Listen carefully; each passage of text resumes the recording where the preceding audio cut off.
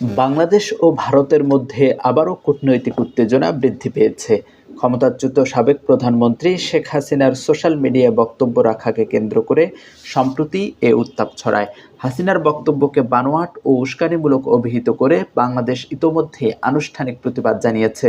এছাড়া তলব করা হয় ভারতের ভারপ্রাপ্ত হাইকমিশনারকেও।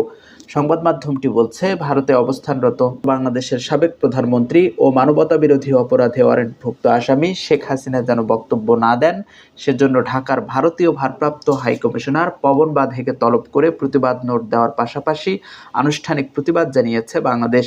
এতে করে ঢাকা ও নয়াদিল্লির মধ্যে কূটনৈতিক উত্তেজনা আবারও বেড়েছে। পবন বাঘের কাছে দেওয়া প্রতিবাদ নোটে বাংলাদেশের পররাষ্ট্র মন্ত্রণালয় গভীর উদ্বেগ, হতাশা এবং গুরুতর আপত্তি প্রকাশ করেছে।